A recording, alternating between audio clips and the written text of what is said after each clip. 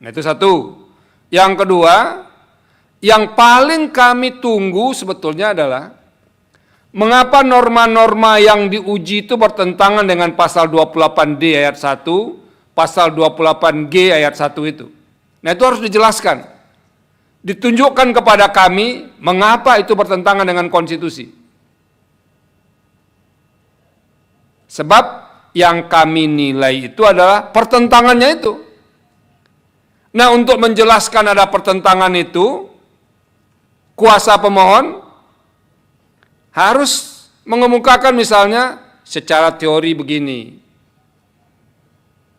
secara praktek begini, lalu mengambil perbandingan di negara lain begini loh, kalau mau menggunakan ciptaan orang lain untuk pertunjukan.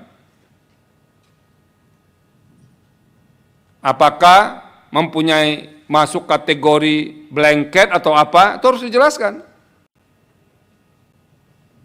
Ini kan ribut-ribut ini baru kedengaran akhir-akhir ini kan, padahal undang-undangnya sudah lama ini.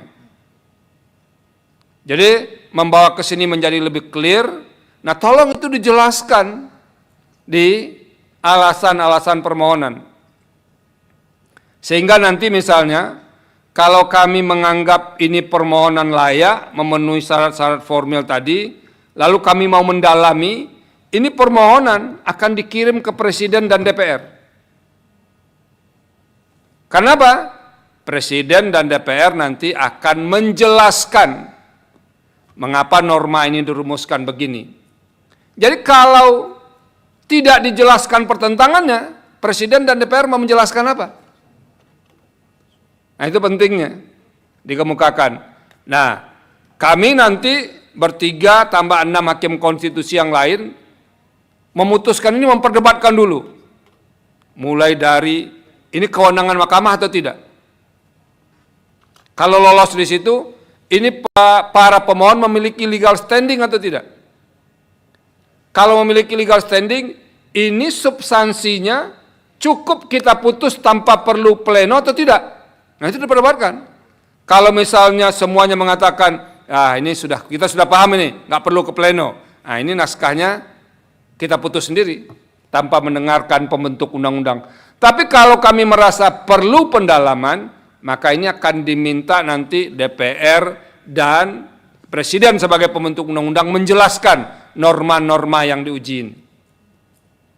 Nah, itu pentingnya. Jadi kalau yang kita minta, yang kita persoalkan tidak jelas, apa yang mau diterangkan oleh orang lain? Jangan nyanyi aja yang jelas. Nah, ini menjelaskan permohonan ke Mahkamah Konstitusi harus jelas juga. Nah, yang terakhir, soal petitum. Ini apakah yang diinginkan oleh para pemohon itu menghapus keseluruhan norma atau memaknainya? Harus clear.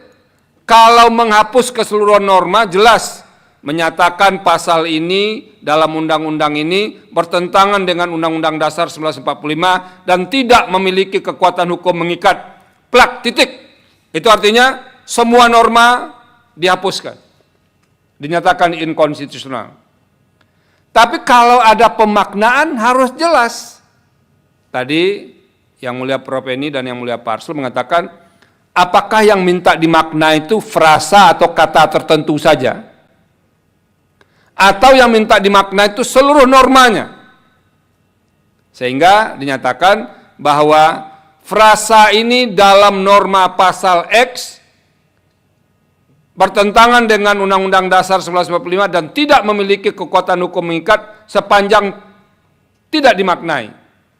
Jadi apa pemaknaan barunya? Nah, itu clearnya begitu. Nah, kalau itu lancar semua dari awal sampai ke ujung, nah nanti tinggal ditunggu hasilnya. Kalau misalnya dibawa ke ke pleno, nanti akan ada DPR yang menjelaskan.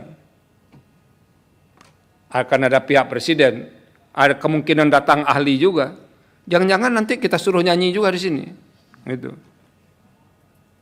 Nah, itu jadi tugas para kuasa hukum adalah memberikan elaborasi yang clear kepada mahkamah agar mahkamah tidak salah dalam mengambil sikap. Karena ini kita penting sekali para pekerja seni ini. Kalau dunia ini nggak ada seninya, ini dunia ini kan kaku banget begitu. Membosankan. Tapi kalau para pekerja seni sudah saling berkelahi, jadi repot juga kita. Nah, sudah benar membawa ini ke sini, nanti akan kita putus dengan baik-baik. Tentu tergantung seberapa saudara-saudara menjelaskan kepada kami, karena itu yang akan dikontes nantinya. Nah, itu saja sih yang perlu disampaikan. Jadi sekali lagi tolong baca PMK nomor 2 tahun 2021. Di situ sudah diatur secara jelas. Di sini apa yang harus dimuat, di sini apa, di petitum itu apa.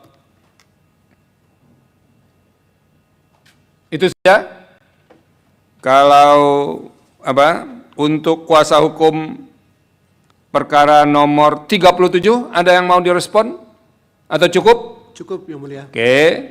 Perkara 28? Cukup, Yang Mulia.